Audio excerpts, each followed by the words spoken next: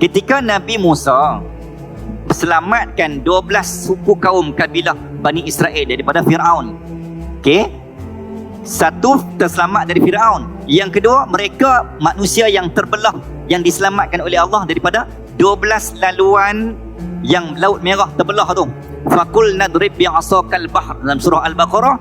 Allah selamatkan Bani Israel Yahudi yang follow Nabi Musa, selamat. Maka Bani Israel Yahudi terpisah, terselamat dari dua kemungkaran dan kebinasaan. Satu, Fir'aun. Yang kedua, laut yang akan menelan mereka.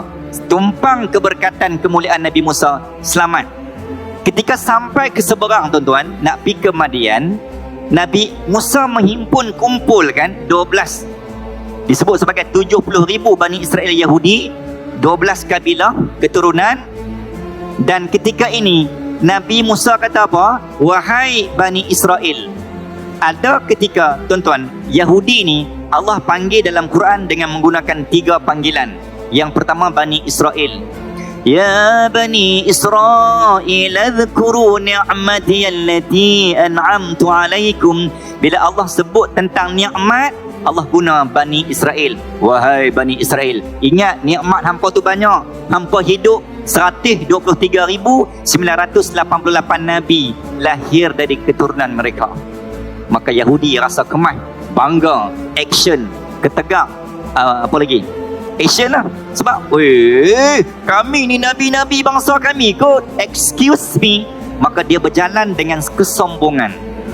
Sebab nabi-nabi majoriti bangsa dia hanya 4 orang saja bangsa nabi berbangsa Arab, maksud Nabi Muhammad. Majoriti, mostly semua Bani Israel. Yang kedua, nama Yahudi Allah guna Ahlul Kitab. Bila cerita tentang agama, Allah menggunakan Ya Ahlul Kitab, merujuk kepada Yahudi. Dan panggilan Yahudi yang ketiga dinamakan Yahudi. 8 kali Allah sebut dalam Quran. Bila cerita tentang bangsa, Allah sebut menggunakan perkataan Yahudi. Walan tarda ankal Yahud walan Nasara hatta Yahud. Ketika Yahudi diselamatkan oleh Allah melalui tangan Nabi Musa, Nabi Musa ajak di Palestin. Ni sejarah dah ni. Kanaan, tempat Nabi Ibrahim tu. Okey. Nabi Musa kata, ni kita ni dah selamat dah ni. Kita sudah bebas dari Firaun. Hampa jom ikut aku, jom ke Palestin, promised land, tanah yang dijanjikan. Ketika itulah, tuan-tuan, yang kata Yahudi ni, yang tak nak percaya, yang talang bermuka-muka,